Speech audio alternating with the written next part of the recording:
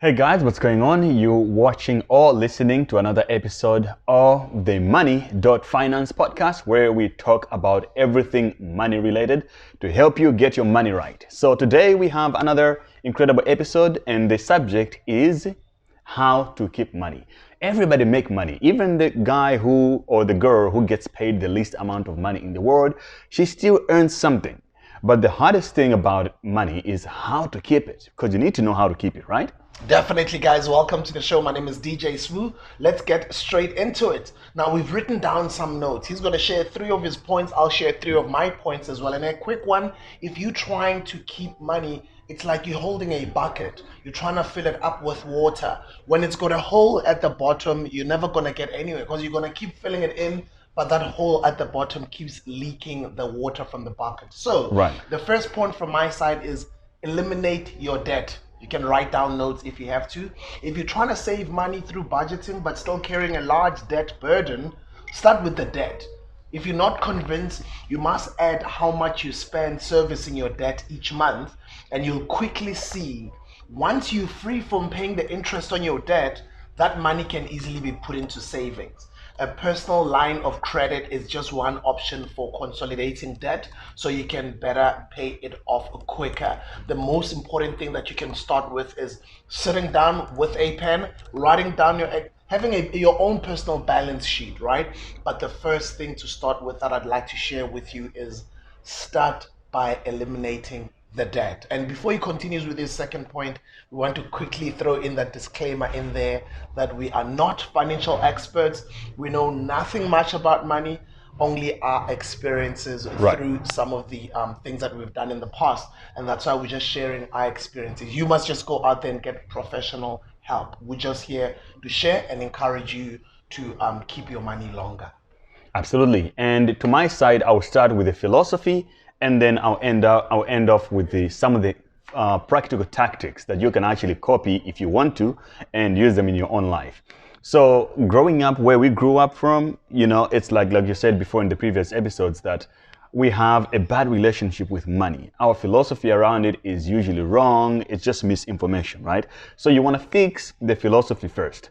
So for me, one of the earliest things that I had to learn is that, okay, money is energy and everybody's trying to get as much of it as they can, right? So I had to teach myself not to be a consumer. I understood then that it's a capitalistic system, which is all about capital. In that kind of system, you want to be the person with the most capital, and you don't become the capitalist, or you don't consume a lot of capital by spending your way out there. You don't become the consumer, you become the creator. You have to be selling something instead of buying at all time. So if you want, you could actually try this to say you should be selling more things than you're buying. And selling does not mean that you have to become a salesman at all time, but everybody's selling something.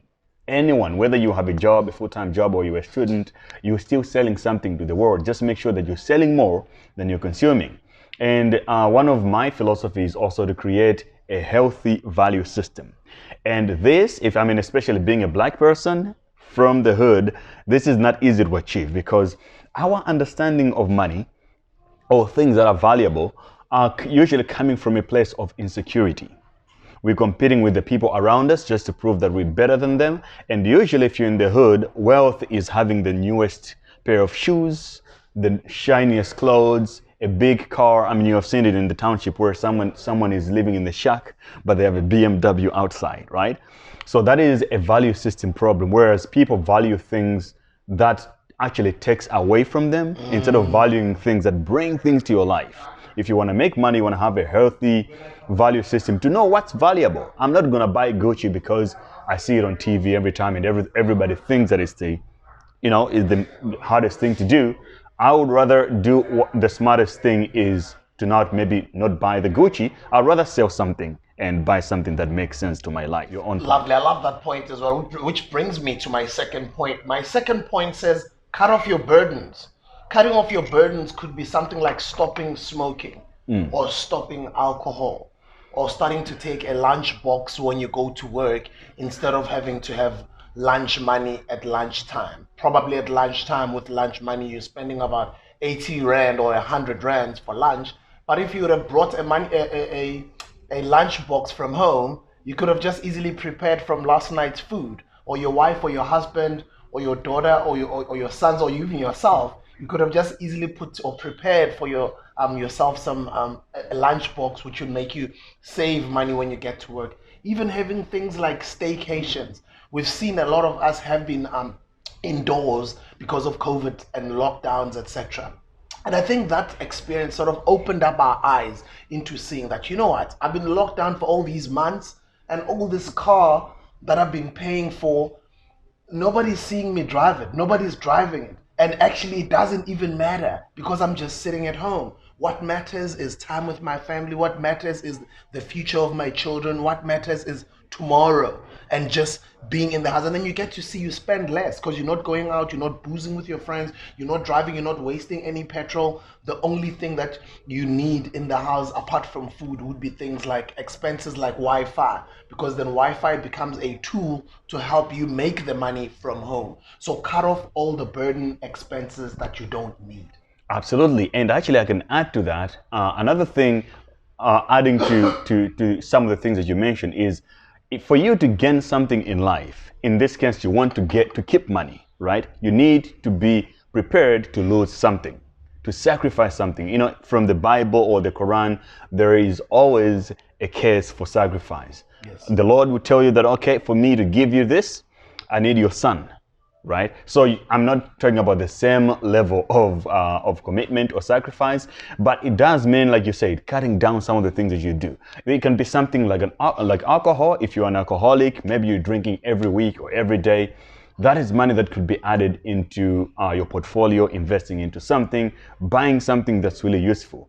And these things can be hard, but like if you want to get ripped today, if I want to get a six-pack, big muscle, and really look as the healthiest person in the room, well, it means that I have to cut down on a lot of calories that I eat.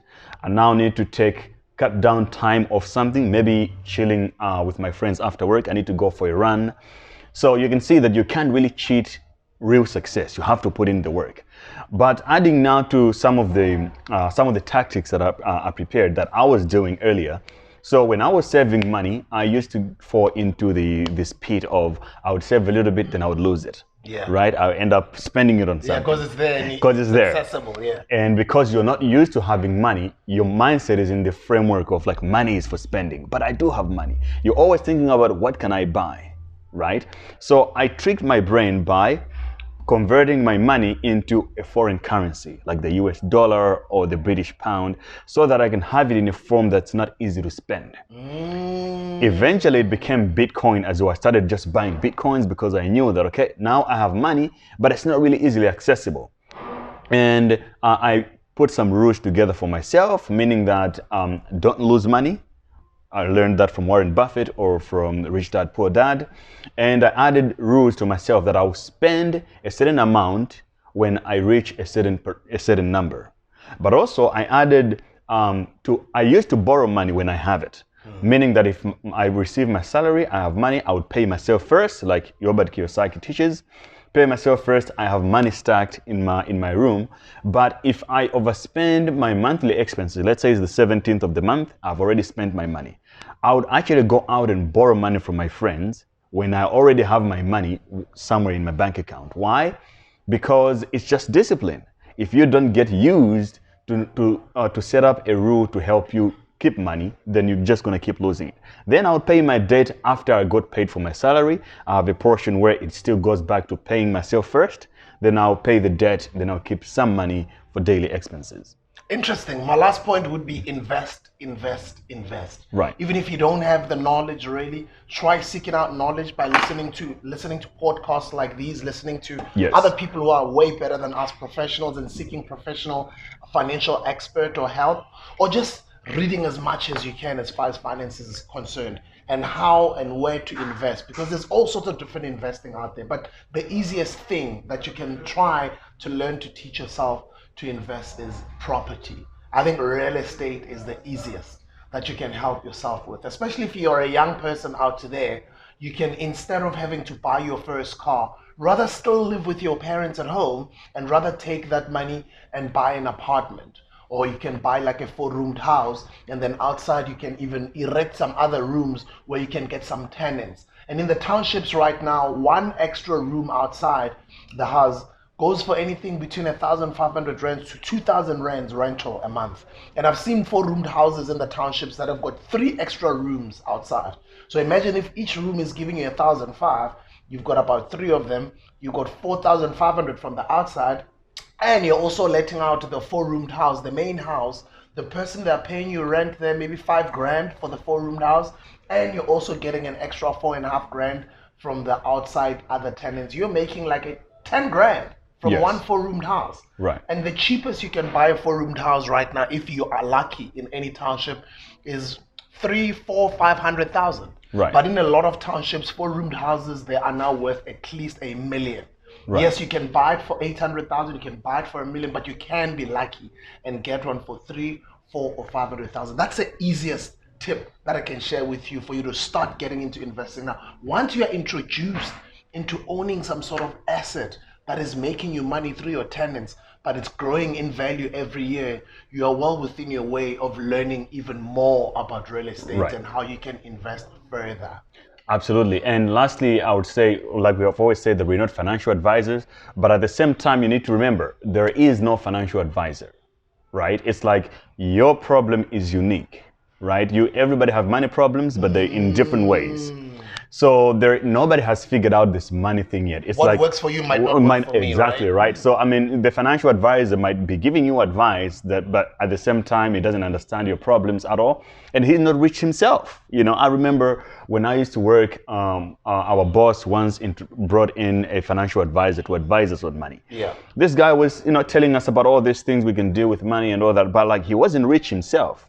So I didn't really listen much to what he was saying. It's like I was like, yo, you haven't figured it out yourself. Yeah, but you're trying to teach me what to do. So you have to really understand that there is no one answer to everything. You still have to be relentless with learning and figure out things that would work for you and experiment a lot with things. Because if there was a golden trick that would just work, everybody would be doing it, right? So it's important to know that, look, gather as much information. There is no financial advisor that will give you the advice that you really need to succeed, but it's pick and choose what works for you and make it work. But the principles of money will never change. They're still the same. How to keep that money? Summarizing my 3 points again quickly as we wrap it up. Number 1, eliminate that debt. Start with the debt first. And it did speak about having to pay yourself before you make other decisions. But my first point is eliminate that debt.